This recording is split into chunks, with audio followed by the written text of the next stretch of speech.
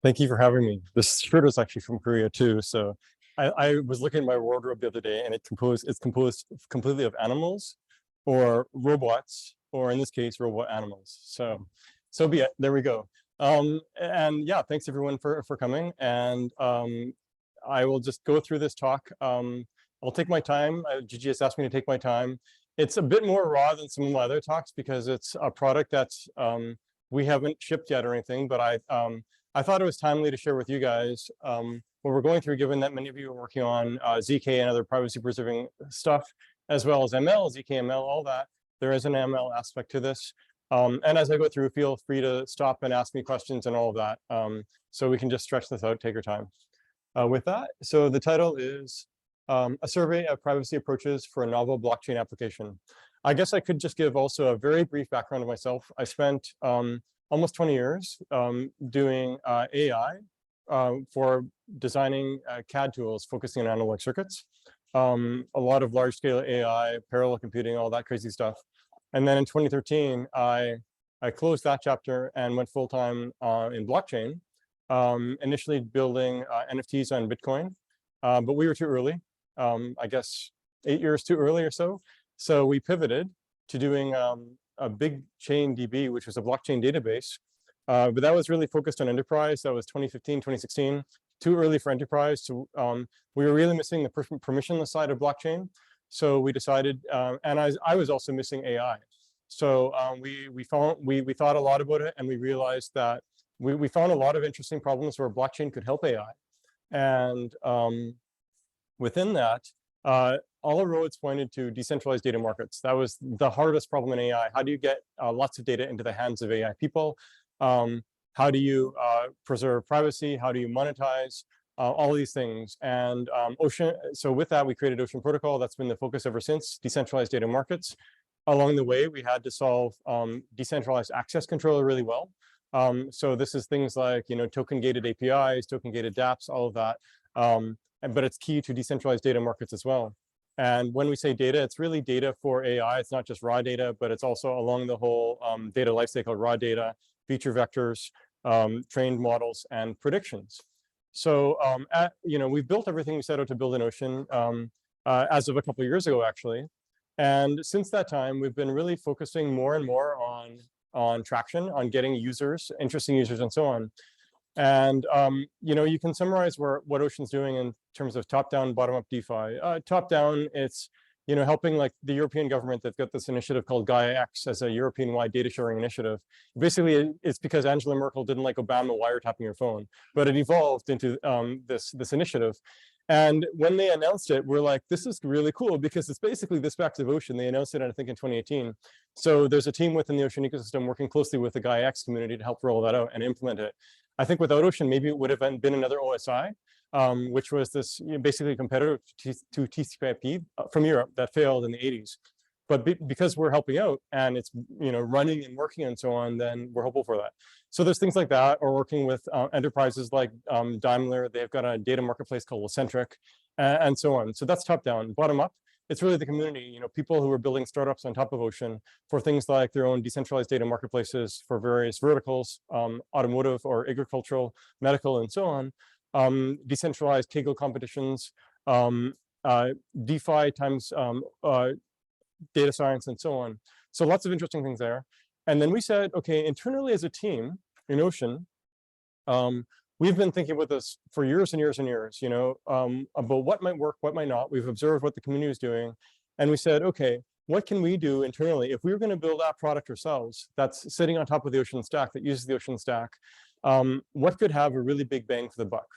And over the years, we arrived at a few hypotheses. For a while, by the way, we thought the most valuable data is health data. And we didn't quite know why, but we thought maybe that was interesting. And then, we had this idea, the most valuable data is private data.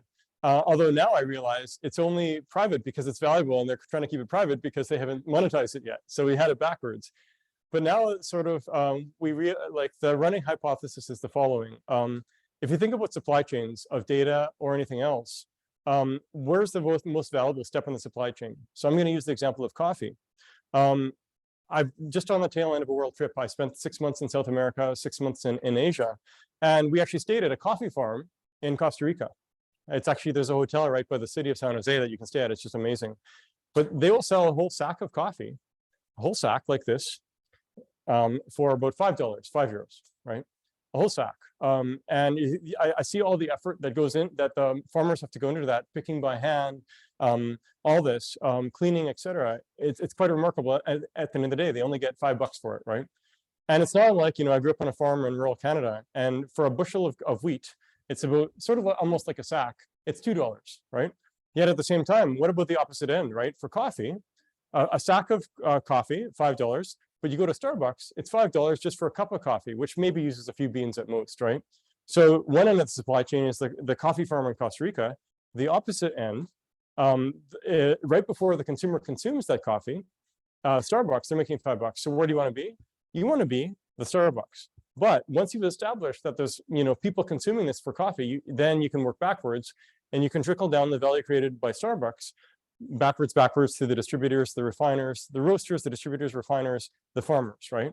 So for the data economy, we've been asking, how do we kickstart this, drive this, and so on.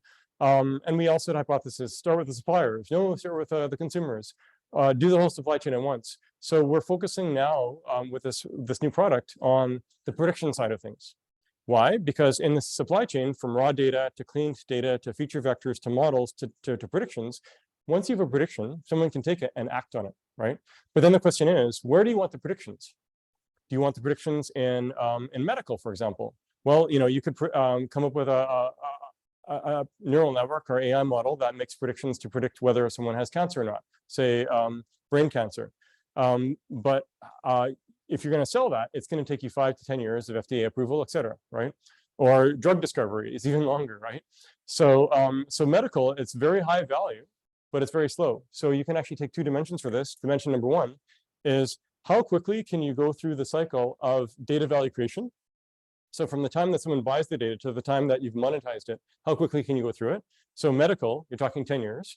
And there's other fields that can be as fast as, well, 1 block in DeFi, to be precise. The y-axis is TAM. How much of a market opportunity is there? How much of an impact can we have on it? So medical is top left. It's a high TAM, but it's super slow, right? And there are projects in the ocean ecosystem going for this. Bottom right is music. And I say this with pain because I love music. And but if you look in the last 20 years, who are the successful music startups? There's just one, and it's Spotify. The rest are dead bodies, basically. And Universal Music took the 20 pounds of flesh from Spotify. So the big challenge is that everyone who loves music loves the back catalog, and Universal Music controls the majority of it. And they basically have always figured out ways to extract value. I am hopeful for music NFTs and everything happening there. There's a lot of great stuff, with there's so many cool things, RAC and Cooper Turley and many more. But there's also a lot of dead bodies in decentralized music land too. I was friends with the guys doing Ujo music back in the day. So down here right now is music, but I'm hopeful. So what about the rest? DeSci is roughly in the middle. There's not a lot of money, but there's some. And scientists still take time. But on the far right, on the top, is DeFi. Why? Because if I have a prediction for, say, the price of ETH, will the price of ETH go up in 5 minutes or not? Then I can make money if it's accurate, right? And how quickly? Well, within 5 minutes, right? If I predict correctly, I make money. If I don't, not. And I don't even have to be correct all the time. I just have to be correct more than 50% of the time, 51, 55%, right? So that's it. So what we decided to do is say, let's go for a product to drive this open, decentralized data economy. That's the name of the game for Ocean. That is at the tail end of the supply chain, predictions. And in this 2-dimensional grid, top right, fast in terms of going through the data value creation loop, and high value, which is DeFi. DeFi didn't even have any. 3 years ago, DeFi didn't exist. 2 years ago, DeFi was still small. Then we had DeFi summer, and it blew up. I remember when everyone was saying, when will DeFi hit $1 billion total value locked? And then people were asking, when will any protocol on its own hit $1 billion total value locked? And I think now, I was looking the other day, I think there's 10 protocols that have more than $1 billion in total value locked. And I think the total is something like 50 billion. So, and there's tons of value that flows through DeFi now, right? Like Uniswap and they're like have the same volumes as Coinbase, roughly speaking. So that's really great news. So anyway, what I'm going to talk about today is a product. And I wanted to give the background sort of where I'm coming from because it influences the decision making here. By the way, in Ocean, we really care about decentralized, right? We've been obviously doing blockchain for a long, long time. We're doing it, because we want a better future. We see that the way that the world is shaped, if we're not careful, we could end up with, totalitarian regimes or democracy pretending, or totalitarian pretending to be democracy, or vice versa, who knows? But we really want the optionality to exit, and to just build a better world. We really, truly mean this. And everything you see me say and do, you'll probably see that reflected. So fully decentralized, all that really matters. Okay, so here, my talk today, because this is ZKML, Hacker House, all that, my focus is to zoom in on how did we crack the privacy challenges around this, and for the product itself overall. The product itself will officially announce in about 2 months. But in the meantime, you guys get to sort of see a sneak preview of a lot of the thinking towards it. With that, I'll finally get to the slides. I warn you, they're not that pretty, still a lot of text and stuff, but we'll do it anyway. So, okay, so overall, intro to the use case, the privacy needs, reviewing tools considered, candidate solution, the final solution, and conclusion. And when I'm talking about the tools considered, well, I'll just go through and you'll see. Okay, so let's get going. So a few caveats, right? So I know my AI quite well, especially stuff up till the last 5 years. I haven't gone deep in LLMs. I played with them a lot, but I'm not super deep tech in that yet. And blockchain, like mentioned, since 2013, full time. But I'm not a privacy expert and I'm not a cryptography expert. And I recognize that those are really, really specialized, right? So don't ask me great details about the math of ZK. I won't, or ZK, as we say in Canada. And don't ask me great details about a bunch of this other stuff too. I've read some of these books, like what I've read, for cryptography, the math is beautiful, all this, right? The biography of Ryman, I mean, it's all math and it's beautiful. But I'm not an expert in this stuff. So also some of the stuff I'm going to report here was done by colleagues, so I can report on it, but I'm not going to be able to dive in detail. But ask me the questions. I will do my best to answer. I won't hallucinate LLM style, so trust me on that. And finally, hopefully you'll find it useful, right?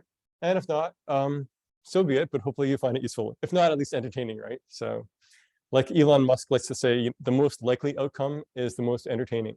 So okay, so the use case is prediction feeds. So imagine you've got a web app, a GUI, that looks like the following. It's got a coin, and in fact, you could have 10. And the coin, in this case, it's ETH against, say, US dollars, okay? The price in terms of US dollars, the current price, and the 24-hour volume, and ignore this. And then basically imagine these things, this pops in as a prediction of what's the chance of the price of ETH going up in the next 5 minutes. And right now it's saying it has a chance of going up, and it's 50% positive, like 50% confident.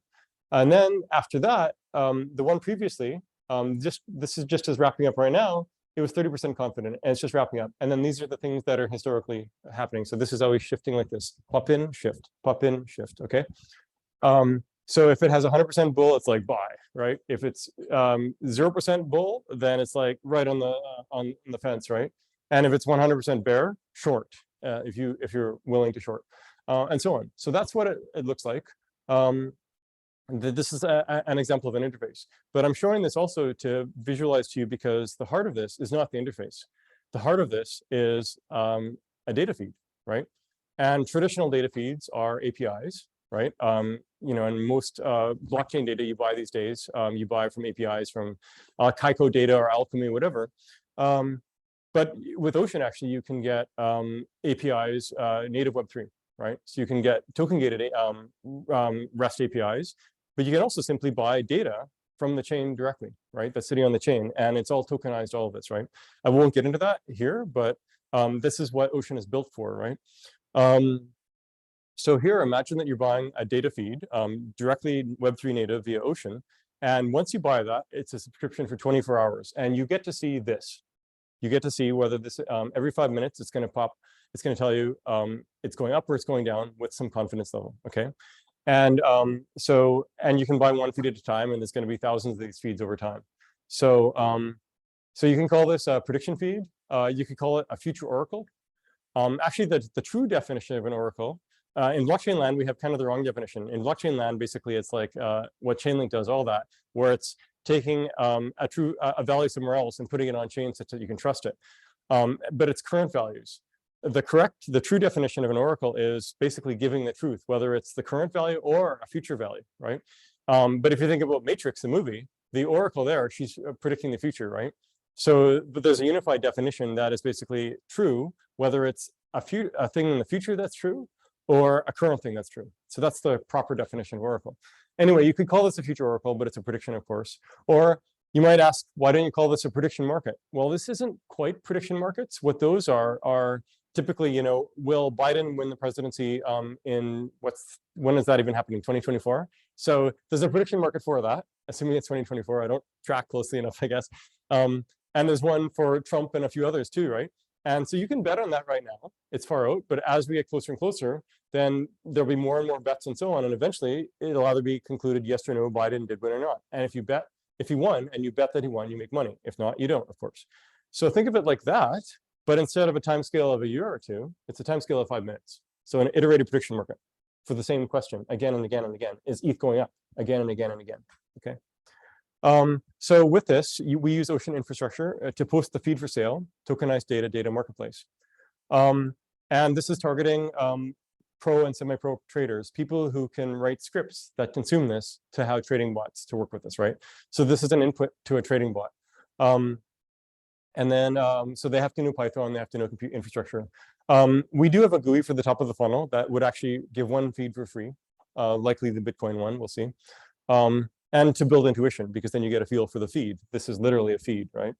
And you know, we'll start with a handful of tokens, but it'll extend to maybe the top 100 tokens, 5 exchanges, 3 timescales, 5 minutes, 60 minutes, 24 hours. And this actually extends beyond DeFi. You guys probably have seen the news how the ocean is warming. Imagine if you had feeds for the predictions of ocean temperatures that people get paid for on how correct they were, right?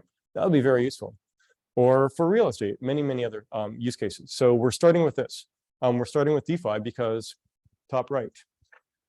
So that's what the setup is prediction feeds. But then how do we go about getting these predictions, right?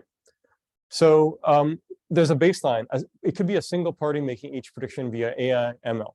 And in fact, with my background in AI, we kicked off a project middle late last year where we had internal data science work, myself and some others, working on this. And once we got far enough along, where we were getting pretty cool results actually that we can trade against and are.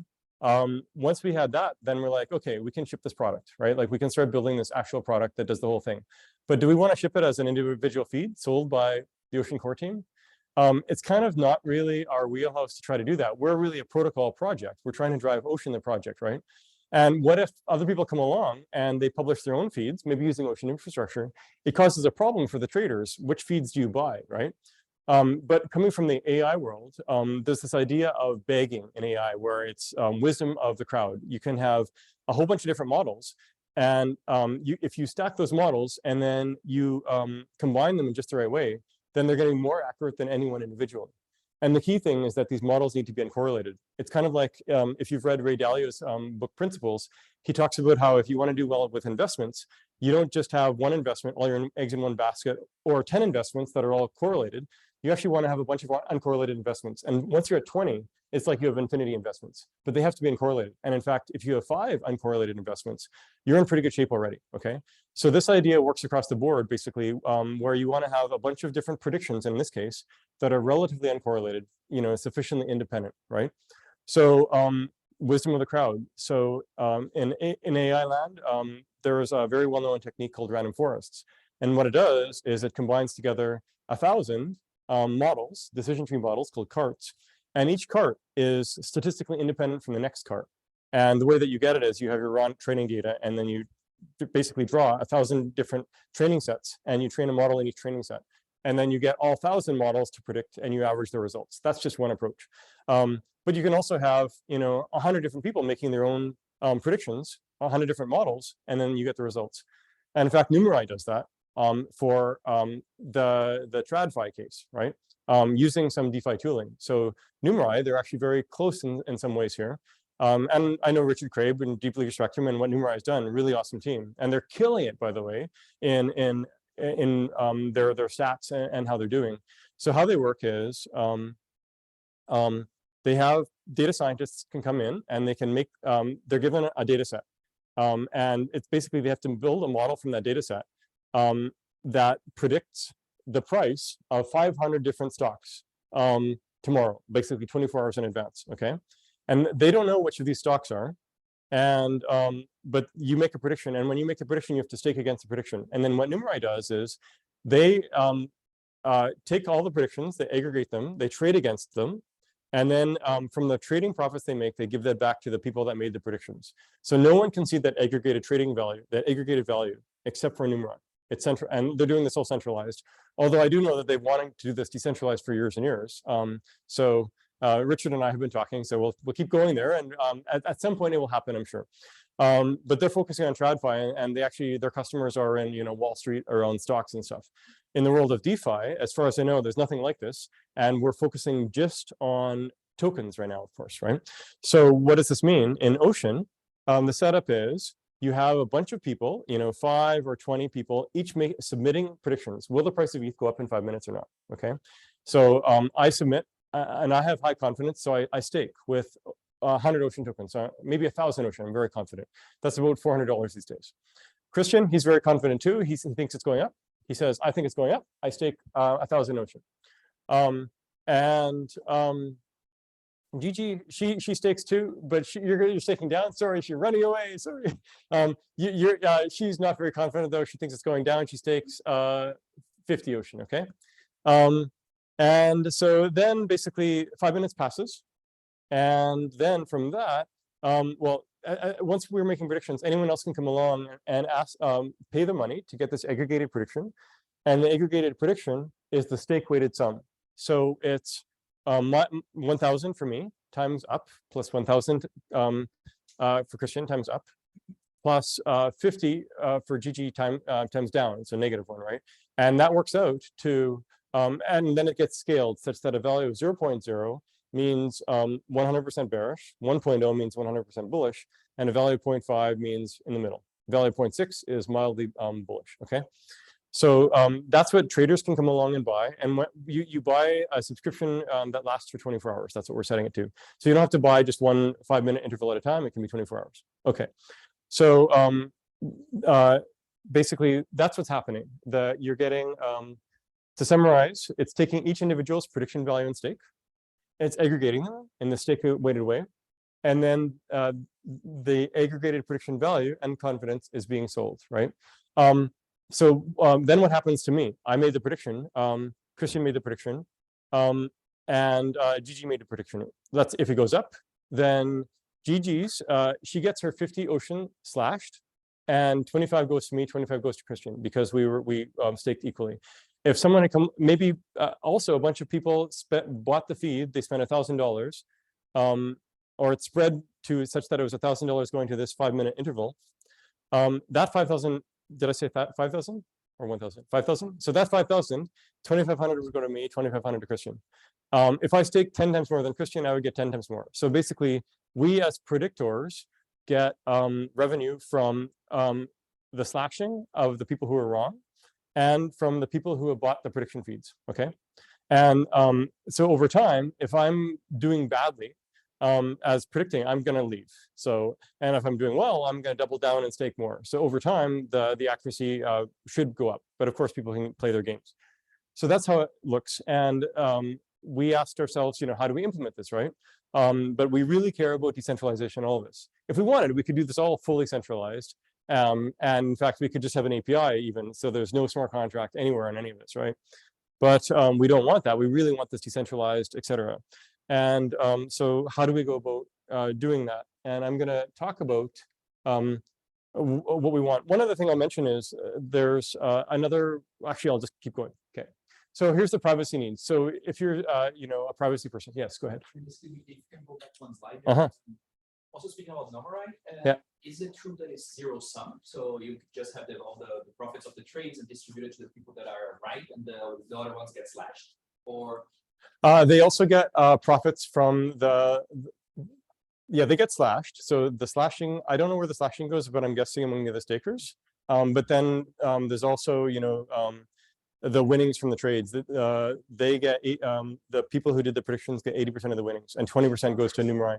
Yeah. It's not zero. Yeah. Understood. And I'm not sure familiar with the Ocean protocol there. So can you give some more context on how this history is stored? Yeah. Because in Solidity, of course, it's a no-go there that you store the entire history of the price feed there because of gas costs and everything. So. Yeah. So I'll get into that a little bit, but the summary is we are using Solidity on EVM, but we don't need to store the whole history because we only need to store one the previous block, basically, right? And we have to store when people have bought the feed, and then make sure that when they bought it, is the money being distributed over the next 24 hours to all the predictors. So we really only need to, we only have a 24-hour interval for some stuff, and most stuff is only 5-minute interval, one block at a time, that we call epochs. Sorry, not one block, one epoch, which is 5 minutes. So one block every 5 minutes, right? So it's actually pretty lightweight storage needs. It's not so bad. Yeah. Yeah. What happens if all of the stakers are off? Yeah. Yes. That's a good question. Let's see here. I didn't implement the smart contract part. I did the Python prototype. I think they're all slashed, and then it would go to so how, yeah, I'll talk about the higher level. So people pay the money coming in, the 5,000 doesn't go pro rata to me and Christian. 80% of that goes pro rata to me and Christian. 20% of that is used to buy Ocean in the Ocean, basically burn. Yeah. So if everyone is wrong, we staked, then it would get burned as well. So basically it decreases the Ocean token supply over time, right? So it benefits the Ocean community that way. Is that bad users because? Well, yes. So overall, I mean, if they're all wrong, and this will actually probably happen, maybe it could happen 1 in every 5 blocks, right? As long, what matters is that you are right more often than you're wrong. So you can make money if you're 51% correct. Assuming 0% transaction fees and infinitely deep order book, right? But even practically speaking, you can make money. There are some pairs that have 0% transaction fees, such as on Binance, Bitcoin for US dollar. And then order books, you can be aware of order book when you're doing trading and stuff too, and have limits, et cetera, right? But then also, instead of just having one feed, you have 100 or 1,000. So if people are running their bots, they're monitoring all of this and then deciding they don't have to trade all the time. So the point is, you don't expect to be right 100% of the time. You expect to be right 52% of the time or 60% of the time. Right. Yeah. And who validates or invalidates? Something like yeah, that's a good question too. So there's ideally it's always an oracle, right? For this first version that we're shipping, because we're grabbing data from Binance, et cetera, then we're setting it up where we have that Ocean core team has the small script that's just running it, right? Everything else is decentralized except for that. But we want to get practice with this, and we know that at some point, everything else being the same, we could actually put in and have something running fully decentralized there too, right? But it's simple enough for us to run. But people will be very easily able to call BS on us if we're ever wrong, right? Or we're basically just going to grab data from the Binance price feed and put it into here. We'll launch with Binance, right? Probably. So if people see that it's off at all, they'll be like, this is garbage, they're going away. So we are highly incentivized as a protocol team to not screw that up, right? So maybe one solution could be storage proofs. You could get storage proofs from different chains, and like even for like EVM itself, and aggregate that because then you you get storage proof from the liquidity pool, like for 10 or 20 different liquidity pools, and you can average on that. Yeah, for sure. And I mean, like Chainlink is a pretty good solution in many cases too, right? And then also if we are, well, as you'll see, we're not going to be running on ETH mainnet. So we don't have access to, like, we couldn't use, say, the TWAP price of a Uniswap pool, right? That's not going to fly. But with an Oracle, we can access that still, right? In fact, I'll get to that. It won't be optimism either, though. No. So, and this is actually where the privacy challenges popped in. So the main privacy challenges are the following. When I make a prediction initially, I want to put it on chain, but when I put it on chain, you don't want other people to be able to see those predictions because then they would never buy the value, right? They would just look at the prediction from me and from Christian and so on. That's one challenge. The second is the calculation to get the aggregate value, the calculation itself, right? So even if you have solved the storage, private storage of the original thing and private storage of the aggregate value, if that computation is not private, then you've got problems too, right? And then thirdly, there's the aggregate value and the data sharing of that. So once you've computed the stake weighted aggregate, that ideally is on chain, that ready to access for anyone whenever they buy it, but also how do they go about accessing it, right? So that's the data sharing side. So these are the three things. And it turns out that to meet all three isn't that easy with a lot of approaches, even a lot of approaches that are very fancy and useful in a lot of other ways don't quite fit here. Fortunately, it turns out there is at least one production solution that worked out fairly cleanly, and there's many more coming down the pipe. And I won't spoil it right now, I'll get to it, so stay tuned. Here's the tools considered, just sort of as a summary. And what I'm going to do after this slide is I'm going to go through a few different candidates that combine these tools in various ways, okay? So in Ocean, right, because we're a data sharing protocol, then we've thought a lot about this over time, naturally, right, from a sort of data perspective. And even one of the features of Ocean is something called compute to data, which is bringing compute next to the data, because then the data never leaves the premises, privacy preserved, all that, blah, blah, blah. But now, of course, TEs have been around for several years. They have their challenges, which is hardware exploits and 0-day, so that's a challenge. ZK traditionally hasn't scaled, but now we're finally getting there. Yay, that's great. Same thing with home over encryption, right? Hasn't been there for scale, but now we're finally getting there. MPC is pretty good, but you're typically reliant on just say 10 or 20 nodes, so it's a bit small for the federation. Those are the main privacy preserving approaches that are, that we really thought about here. There's other things that don't really make sense, like differential privacy, which is basically taking some data and spreading it out. Doesn't really give you much of a guarantee, right? So, but then there's other tools too. So I'll just go through this. So on-chain symmetric and off-chain symmetric and asymmetric cryptography. Obviously, this is a key tool that we always use. I didn't even mention hashing. It's another key tool, of course. Diffie-Hellman key sharing. It's a cool way to combine symmetric and asymmetric cryptography. I'm sure you guys don't know it, so I won't even bother explaining. So that's one. Maybe I will, just so that to get us going on this. So imagine I have data, let's say a prediction. I take that prediction, I encrypt it, I get the symmetric key. Now I can share that symmetric key to whoever asks for it. So if I know your pub key, then I will encrypt the symmetric key with your pub key, your public key. And then I send you the encrypted symmetric key. Now, and then it gets to you, and because you've got the private key corresponding with your public key, you can decrypt, you're good to go, right? And this actually works very nicely for large data, right? If it's just small data, if it's just a single scalar like up or down, I don't even need to encrypt initially, right? I can just encrypt that up or down value or some scalar value with each of your pub keys, and that's all I would need to do to send to each of you, right? But if it's, say, like a gigabyte of data, I don't want to send each of you a gigabyte. That gets heavy very quickly. So that's where you encrypt it with the symmetric key, and then you send the symmetric key encrypted asymmetrically to each of you, okay?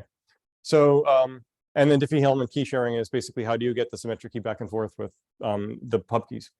Another one is something that we have in Ocean called, so data NFTs. So in Ocean, I mentioned, we've got data NFTs where you're basically claiming copyright on a data asset. And this data asset can be a feed, it can be an API, it can be a CSV of training data stored on Amazon, it can be some data stored on Arweave, whatever you want, okay? Typically, then you get a URL or a URI, and then from that URI, that's stored in an encrypted fashion in the data NFT, okay? So from that, you can have these data tokens to sell, et cetera, et cetera. But besides that, in the data NFTs, because we've known Fabian Vogelsteller for a long time, a founder of, he co-invented ERC20, built the first web Ethereum wallet, Mist, et cetera. He's for years and years, he's talked about ERC 725, which is basically a key value store on ERC 721. and it's wildly general, right? So a key value store, you might think, okay, that's simple, but that's all that MongoDB is. That's all that Elasticsearch is. That's the heart of like half of the databases on the planet, right? You basically got SQL and NoSQL. SQL is where you've got tables. NoSQL is essentially key value, right? So it's wildly valuable to have key value stores that are convenient. And the ERC 725 spec, it's a very, very simple thing, but you can basically tack it onto ERC 721. And then you get a key value store. So any given data NFT becomes a database that moves around that you can do whatever you want with it, right? And so you can store data on it. And that's a very useful idea. But if you want to be smart and sneaky here, you can have the data stored plain text as a key value, but you can also have it where it is encrypted symmetrically, or you can encrypt it asymmetrically. And you can actually do really interesting data sharing with this. So I'm giving a talk tomorrow at InfraCon talking about doing that, where imagine you have a DApp that you're building, say, well, Etherscan, for example, you guys, I'm sure you all use Etherscan. You can log in with Etherscan, but you have to log in with a username and password, right? And then once you do that, it will show you a bunch of extra information about which addresses you're following, which tokens you're following, and so on, right? Or with MetaMask, you log into MetaMask with your username and password. What's it doing? It's actually looking at a centralized database to give you all that information. But imagine where instead of that, this data is simply stored on-chain on a key value database, encrypted. And then when you connect with your wallet, by signing signatures, it's basically decrypting that data for the DApp, okay? And that's actually very straightforward, very possible, and possible today. So you can do that to make your dApps a lot more rich. So you can, have a DApp as rich as, say, Twitter data or otherwise, without actually having to resort to centralized databases, right? So there's lots of, like, I'm not, Ocean isn't the only team doing this. There's, obviously, Luxo itself, they're focusing on fashion and their chain. And there's other teams that are doing full-on databases too. But if you want to have something sort of off the shelf, straight up data NFT with the ERC 725, we've got JavaScript and Python drivers, right? You can do really cool things with this. It's very simple. In like 2 lines, you can do all this crazy stuff. Okay, so this is a really good tool here in this context. Trust the setter of the data, like in this case, like.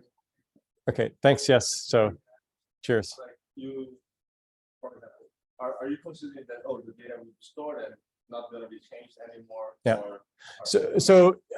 Well, in this case, this is the data token itself it's independent of buying and selling data.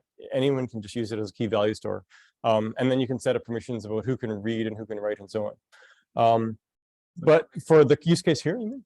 No, I can just for that, like maybe that the ERC 725 is not considering that the data will be updated frequently. No, you can do whatever you want that way, right? It's just a transaction way to update, right? Because if you are expecting people to update it, you have to trust the updaters. Well, it depends what the data is used for, right? So, for example, let's say that I wanted to have, if I'm an engineer in Etherscan and I want to move away from centralized database to this, or maybe making a new wallet, the next MetaMask, and move away from centralized database. Well, it's just basically it's a conversation between the DApp itself, MetaMask or Etherscan, and the on-chain information of that user. So the user, in Etherscan, they have their token list, right? So the user uses the Etherscan interface to update the token list that's stored in ERC 725 key value. And it isn't, if the user wants, it's not shared anywhere else, right? He could set it up where Etherscan can then, make that available to others, right? But that's an example.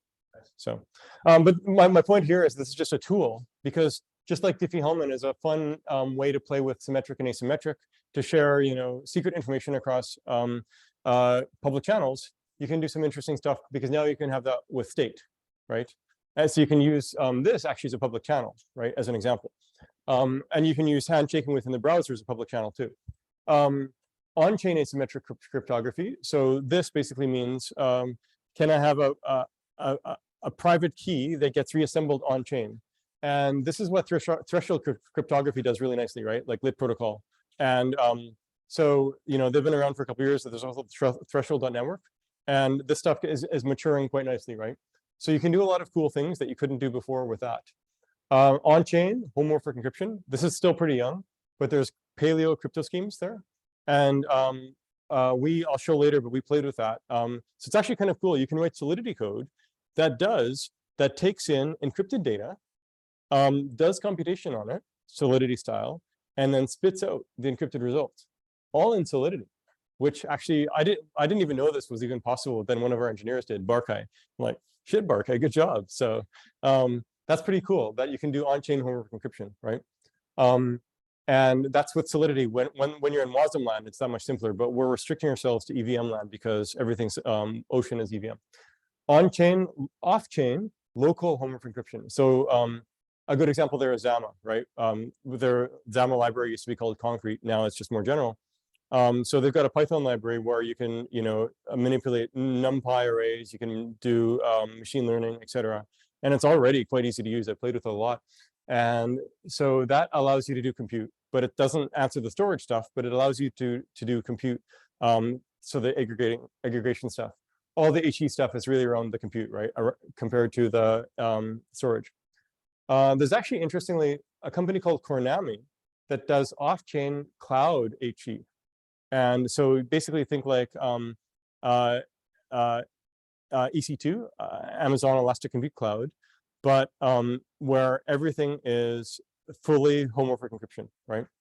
By the way, AWS also has something called Nitro, which is TE. So you can actually use AWS with TE, similar setup. So that would be off-chain cloud TE. Oh, there we go. This is off-chain cloud TE, but decentralized. That's iExec. But then you can also have off-chain cloud TE that's more centralized, which is Nitro. And then I don't mention ZK as much here. I get into it in the next slide. So let's get there. Yeah. For all the on-chain solutions, one concern is essentially the cost gas. Yeah. That doesn't help the user experience. Like what's Absolutely. As far as I'm concerned, though, like ETH mainnet is super expensive. Everything else is already way cheaper. And then, if it's too expensive on your L1, then go up in level. If it's too expensive in your L2, do an L3, right? So, but I mean, we don't want to run our own chain, right? We actually in Ocean in our V1, we had our own chain, but it was such a huge pain. So we because then we didn't have that many users yet anyway, we're like, screw it. So we kicked it out for V3 and just went on ETH mainnet, and now we're deployed to 5 EVM chains already. So yes. What happens if the fees that you're paying to keep the price, like post the price of the chain, is more than whatever the stakers are staking? So they say, yeah, Ocean's price is like 10%. Yeah. You stake 10. Yeah. Ocean stakes 10, and the fees that you're paying on ETH mainnet is low. Yeah, well, we're not going ETH mainnet, right? So, but even on another chain like Polygon isn't that cheap, for example, right? And even BSC has its spikes in price, right? Binance Smart Chain, I guess it has another name now. But generally, we're mostly ignoring this because the chain, what you'll see in our solution, the transaction costs in the chain right now are negligible. But who knows, in 3 years, if it blows up and takes off, maybe, it's an issue. But to me, you can, theoretically, you can always go from L1 to L2 to L3 if you really need, right? So, but one step at a time, of course. So review of tools, this is privacy preserving chains. And you guys, given that you're more experts than me, I bet you know a bunch more chains than me. And if there's any in production, let me know. So overall, what do we want? We want EVM, private, in production. That's what we want, right? So what about ZK-based stuff? There's lots of non-EVM ones, right? There's Darknet, there's Anoma, there's many more, right? And Anoma is actually more general, eventually EVM, but there's EVM non-private, right? This is all the ZK rollups. Polygon, ZK Sync, Consensus, more, right? There's a lot. EVM and private, there's at least 3 that I know of. You guys probably know of 10 more. There's Obscuro, that's an L2. There's Ola. There's Manta Pacific. And actually, I should ask, are there more that you guys know of that are ZK-based EVM giving you privacy, besides these 3 that I know? Is Aztec EVM? Okay, yeah. and it's not a chain yet. Okay, there we go. Yeah, okay, good. So yeah, so this is why, yeah, I could have said et cetera there, I guess. Yeah, I was actually surprised. And I really had to dig to find these guys, right? Like to just discover them. I was hassling many people over many months to learn about some of these. Then the HE-based ones, Zama just announced about a month ago, Zama fully homomorphic EVM. So that's EVM in private. And then there's TE-based. There's the non-EVM one, that's private, that's Secret Network. They've been in production for a year and a half, 2 years, maybe more. Also, That's right, that's true. Yes, yes, yes, issues that are found in utility. yes. Well, what? So like white hat team. Yeah. But they might be put people Yeah, yeah. And then, so the only EVM private in production that we're aware of is Oasis Sapphire, right? It is TE, which has the challenge with if there's another zero-day exploit or another exploit, then all the current hardware goes useless. And then the validator nodes all need to rush to get the fix, but the thing is going to be down for a week or a month or whatever, right? So that's the challenge. So we are highly interested in anything that's EVM private in production. For us, we prefer not TE, to be honest, because of the exploit problem. So HE and ZK are of great interest to us, right? Yeah, so that's of this is, and I'll show you now some of the different approaches we tried that basically did a mix and match of all of these different tools towards achieving these goals. Okay, so this was the goal. And, you know, I think this sort of idea of a problem, it's only possible if you have the right private, like if you have enough of the right combination of privacy preserving technologies, right? Or even the right single privacy preserving technology. But there's going to be more and more like that over time, right? So here's, yeah, that's some of the tools. And by the way, because I'm not a cryptographer, I bet there's another 5 or 10 really awesome crypto tools that are just emerging now, the way that ZK emerged in 2005 or whenever it was, that are going to be really awesome to solve this problem even better, right? I just don't know about it. So, so we have, I think I'm going to go through 4 or 5 candidates. So one of them was using threshold cryptography with lit protocol, right? And it's a bit complicated, but at the heart of it, it's the following. So at the heart of it, there's a key pair where the private key is a lit secret. The predictors, the people doing the predictions, submit predictions encrypted with a private key. So everyone accesses this private key using lit, right? So I'm a predictor and I get my prediction on chain with the help of lit. So I don't actually know what it is, right? Like I don't know what the private key is. Let's putting it on chain there for me, right? And then the trader basically comes along and also gets the help of lit to decrypt. And then he's actually loading all the predictions. He's decrypting and aggregating for himself. But in this case, he's actually seeing all the predictions and the aggregate and the final thing for himself. So that's the heart of it. So he's the trader isn't seeing, he's seeing more than he should, which we don't quite like, because then it kind of biases towards individual predictors and all that.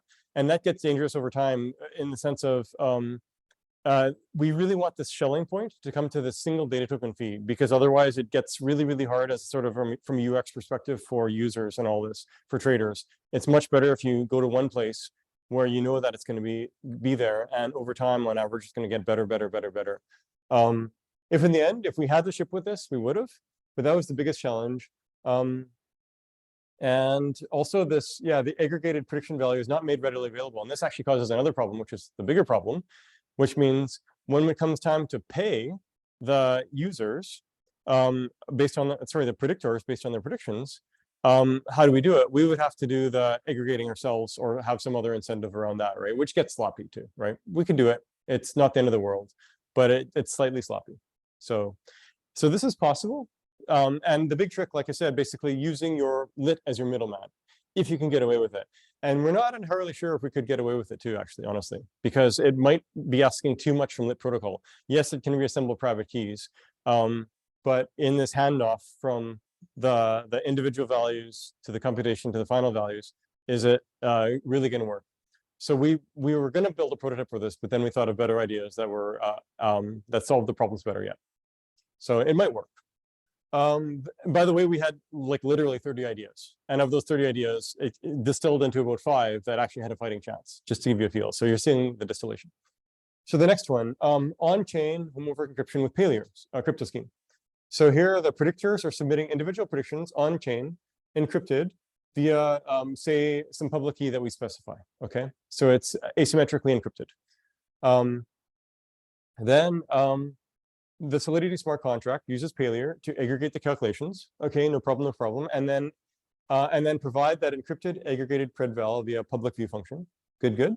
Finally, then we would post the private key on chain as a viable secret. So we're posting, we know the public key, now we post the private key. And then the keys get generated automatically for the block number, and basically buyers access this, right? So the main problem here is that OPF is seeing the private key, right? And if we see the private key, I mean, it's at point of centralization. We're in a place we don't really like. It's too close to the heart of things, right? Yes. Wait, so you're saying posting the private key on chain? Yes, yes. How? How? Oh, with Ocean setup, right? So with Ocean, remember I described earlier, I think to some of you, but with Ocean, you can have it where basically it's on chain as a stored. The private key is stored encrypted in an Ocean data NFT. Okay, and then people can buy data tokens against that. And when they say they want to redeem the data token to see the thing, there's something called Ocean Provider. It does the handshaking. It sees that it receives the data token and then looks at the secret, reveals the secret, and gives that back to the buyer. And in this case, because it's Ocean that is the publisher of this thing, then it would get revealed that way. So in this case, it's still we post the private key that way. You could simplify this and you could say that we reveal via a REST API too. We wouldn't need the rest of the machinery, but in this case, we're by having the extra machinery, we are able to leverage the Ocean data NFT and data token mechanism. Therefore, we're able to leverage the Ocean market. Because I didn't mention it, but one key thing here is we've got this decentralized data market that allows you to buy and sell different data assets as data tokens, et cetera, right? So by twisting things around to fit into that scheme, then we get to leverage this data market. So this data market soon will have 1,500 data feeds for sale, right? And all the schemes I'm describing to you fit with that. So the simplest scheme here is basically, if someone comes to, like you could say someone comes to OPF, buys it from us directly, we give them the private key and pays for it, right? Yeah. One follow-up question. Sorry. Yeah. So if someone's on the server and I'm selling to anyone in the open market through Ocean, there's an implicit trust assumption on Ocean itself. Yes, right? exactly. Yeah, which we don't like, right? What's stopping you from seeing that key and selling it? Exactly. I agree, right? So you have that, so I don't like that aspect, right? So if it's just the secret for the data token itself, then like normally we have it, this works normally for Ocean, simply because the data seller can run Ocean Provider. So anyone who's selling the data can run their own provider, right? So it's not typically an issue. In this case here, we want everything to be decentralized. So we don't want to be the guys that are centralized there. Like in general, we want it to be decentralized end to end, right? Yeah. So it's definitely a challenge because you have to trust Ocean core team for that, right? And that's the problem with the scheme, right? So I didn't like most of these schemes have layers of imperfection, but this by posting the private key on chain, by the way, then it allows us to do the computations for the payouts and all that. So there is actually that benefit there too. So, but it all comes down to like there's the trust assumptions, but then also the convenience for the payouts, et cetera. So ideally, we want to hit all of it and minimize the trust assumptions. Ideally, no trust assumptions. Okay, I love the questions you're asking because you're getting right to the heart of it every single time. And you know, we thought this through. I'm not a crypto expert, but I really, really care about security. So I've ended up knowing a bunch about crypto without being a crypto expert. So I'm an armchair crypto pseudo. I'm not going to say expert though. Something. Sorry. There we go. Yes, an armchair crypto enthusiast. So there we go. Candidate sheet 3: off-chain home over encryption with Zama, where the trader is doing aggregation. So here, me as a predictor, I'm submitting to the chain encrypted my prediction, and everyone does this. Okay. Then along comes the trader. They buy access, and they get well, I mean, the trader, without even buying, they can buy, they can get all encrypted predictions from the chain, right? And then they run XAML across the predictions to get the plain text aggregated prediction. But the plain text, basically, they're having to get the key from the chain somehow, right? And that's the challenge. So you can kind of use this munge with the data tokens trick again, right? So the predictions could be, you know, where you're basically trusting ocean provider, but it's still that trust assumption there. But the rest of it's pretty cool because what's happening is you're pushing the work to each predictor, sorry, each trader, where they basically are decrypting and running things locally, right? With some HE and stuff, but it's still unsatisfying, right? Because it's still some more assumptions than wanted. The next one, it's similar to the previous one, but anyone can aggregate. So now basically people are grabbing the encrypted predictions on chain, each individual prediction. They run XAML off chain, and then they post the result on chain encrypted again. So they don't see anything, right? And then the trader pays a fee and gets the aggregated prediction decrypted. But the question is, how does that get decrypted again? It can be an ocean data token using this trust here, but that's still a challenge, right? So overall, we've got everything until the tail end, this aggregate prediction, which is decrypted. So all in all, this one is quite clean because it's a lot of things are pretty nice there. And you know, it forced us to think through, you know, what does HE do for us, et cetera, et cetera. So and yeah, in general, though, the key management doesn't quite line up, right? At the heart of it, the decryption in this final step, that's the challenge. Like I said, we can use data tokens, trust assumption. And then finally, though, if we say, you know what, let's just do everything on a private EVM. And the only private EVM that's in production is Oasis Sapphire right now, right? It happens to use TE, which isn't perfect, but it's in production. So so we're aiming to launch with that. But already, like I've mentioned, Ocean's deployed to 5 EVM chains. So as these other ones hit production, then we will likely be, you know, experimenting with them in the meantime and then deploying as well, right? So we're iterating with most of these other teams too at various stages, right? So what does this look like? Well, the predictor submits the prediction to chain. It's private because TE.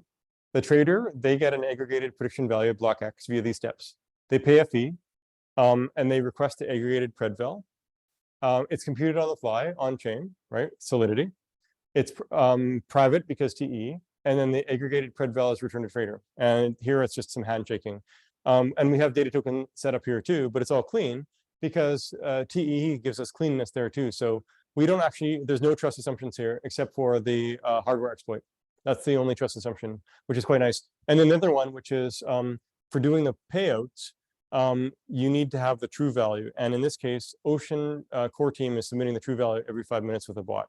In future versions, we could easily integrate a chain link or TWAPs and all that. But we don't see that quite as the core. So because Chainlink also makes trust assumptions to say Binance, then it's not a, like if we're having a Binance feed, it's not weakening the overall trust assumptions, right? It's basically Binance plus OPF, but it's the sort of the same level, right?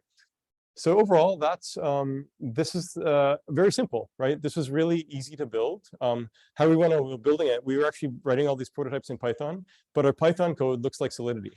So we could have actually ported to Viper, but Solidity plays well with everything else. So then we ported from Python to Solidity with the same unit tests. So we would write it in Python with unit tests, and then write another version in Solidity with the same unit tests. And that turned out to be a super fast way to develop smart contracts. And we hadn't done it quite like that before. And then, yeah, no major issues. And it's just the silicon issue, right? That's the trust as well as the true values. So that's what we shipped. So yeah, this is my last slide actually. But the conclusion is, I described the use case, aggregation-based prediction feeds, right? Focusing on DeFi tokens and predictions. And I gave the whole backstory to that, right? I talked about the privacy needs, right? Those 3 main things. I reviewed the tools considered, various privacy tools. There's probably a bunch of other ways we might have been able to consider using ZK. But at the end of the day, to me, the big learning here was the clouds part when you've got a private chain compared to piecemeal, right? And I remember, you know, a bit of blockchain history, right? in 2013, we were building NFTs on Bitcoin, right? We actually developed a protocol on top of Bitcoin that we called Spool to have NFTs using UTXO and other tricks. And it was a lot of work, a huge amount of work to take, from alpha to beta and so on. And we had in beta in 2014 and only went to production in, I think, February of 2015. Vitalik saw what we were building, and he also saw what the colored coin guys were doing and what 5 other teams. And he saw like the pain we were going through. And he said, you know what? Full kudos to him. He said, you know what? I'm going to have one feature to rule them all. The feature is smart contracts, right? So basically, rather than having a protocol to do just one specific thing on chain where you have to revise it or even have your own chain doing something like Namecoin was a chain that had naming built in. Instead of that, just have scripts running on the chain itself, right? And he was aware enough about the research of BFT, where basically if you have BFT consensus or just consensus in general, it doesn't have to be BFT, then you can have a state machine on top of it, right? So that was an insight that Vitalik had. And he realized, so if you have smart contracts, it radically simplifies the interface to use blockchains to build apps. And that's what led to Ethereum, right? So he released the white paper, I think it was December of 2013. And then the Ethereum, founders formed shortly after, et cetera, et cetera. And so the clouds parted because you could do a bunch of stuff in Solidity or LLL or whatever else you want to use, but in Solidity, rather than doing a piecemeal for one app, right? I'm seeing the same thing with private EVM, right? So look at this, it's dead simple, right? It's the font is size 15. Compared to this, right? The font is size 8. And it's a Frankenstein. It's really, really hard to use and work out, and you have to fiddle your way through all the trust assumptions, right?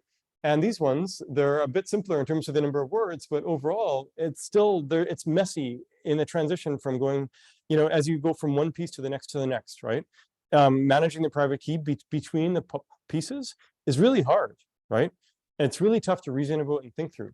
But if you actually get everything inside the chain itself, it's radically simpler, right?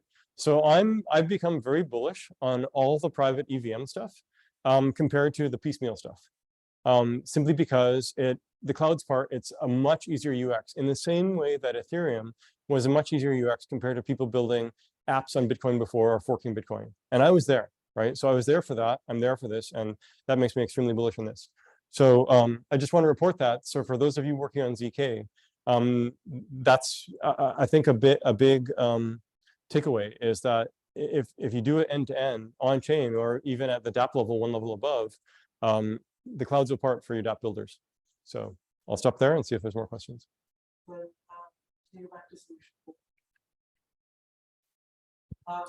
this be a more general solution? And the problem was decryption of the homomorphically encrypted data, right? SLAB, SFPC, at the top end and the bottom, so encryption, decryption, and this is a more general protocol that's applicable to any chain.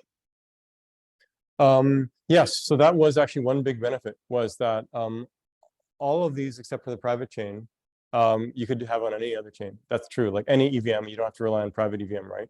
So, so you're saying that there's a way to have a wrapper for this, SMPC? Yes, multi-party computation. So you okay.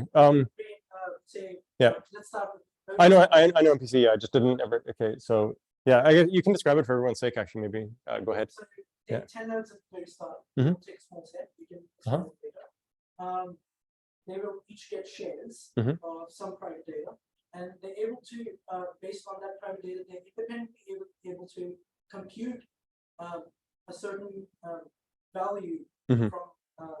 from all the data together without revealing individual data to each one. Yeah. So in this case, we might be able to distribute a secret key to the network at the very start, Genesis, and they're able to then encrypt the data at the start and decrypt the data at the end.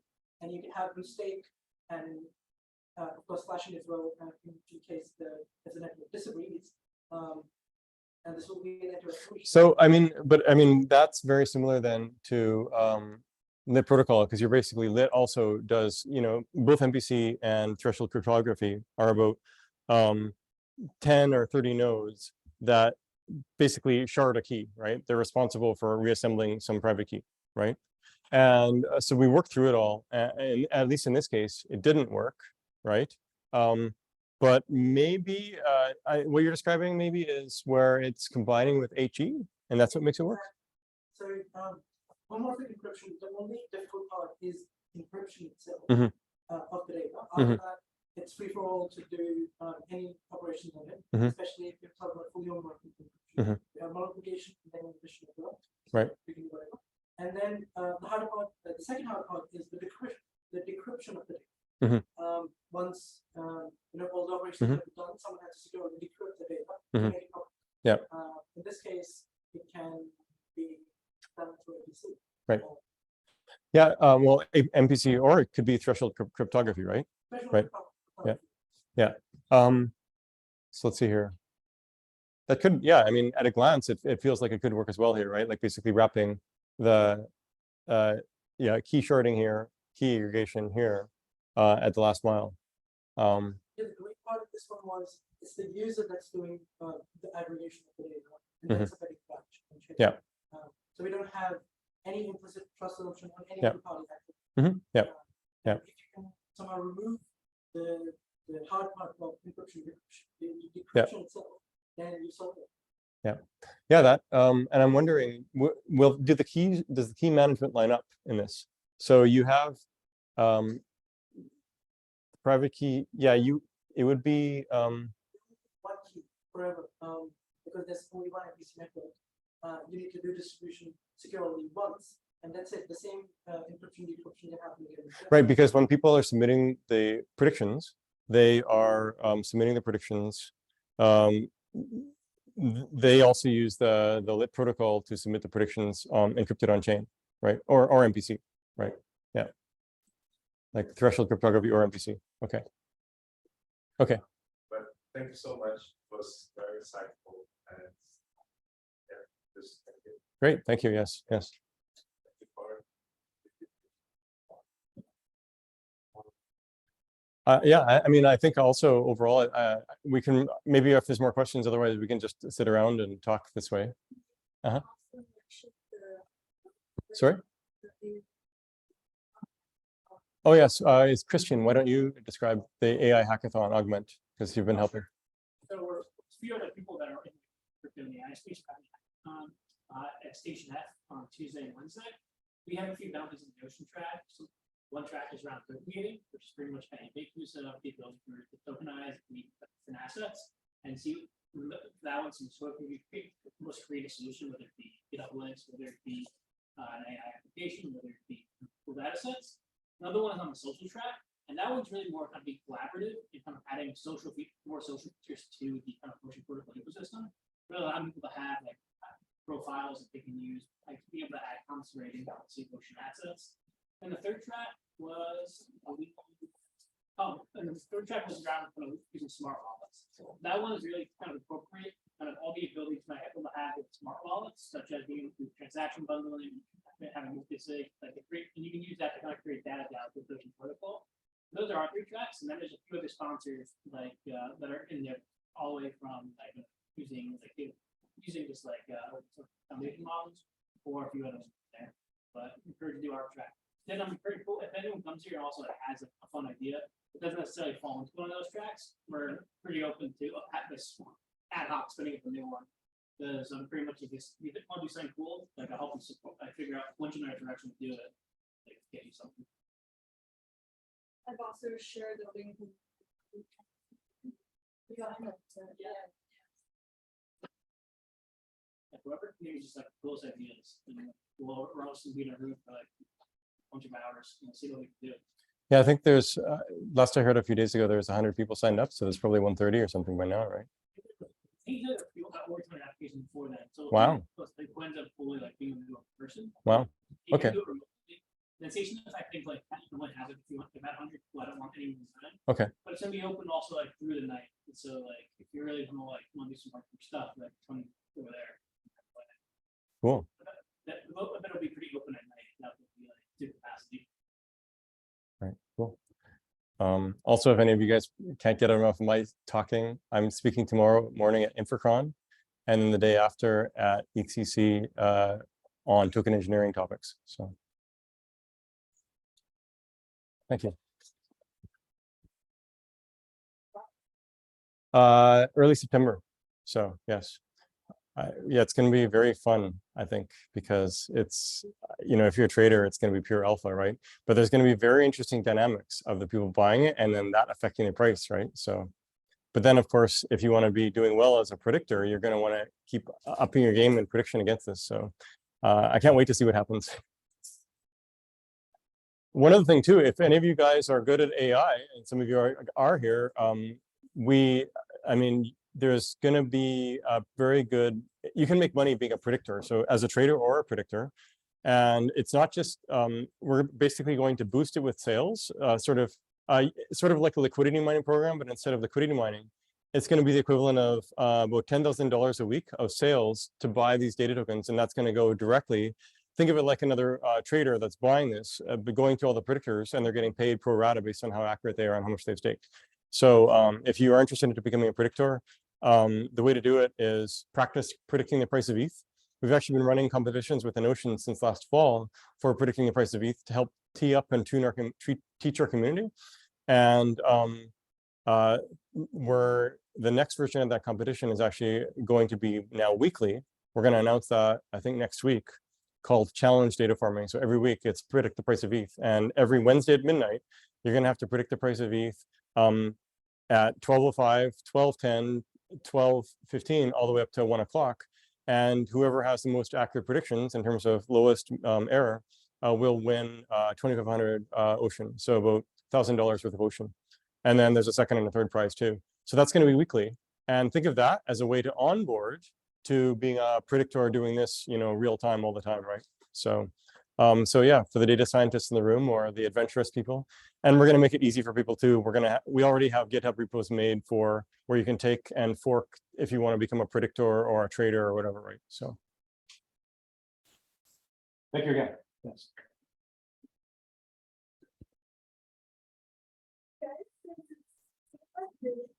First to do a self and talk better, just so we all know each other, and also we just have some friends coming.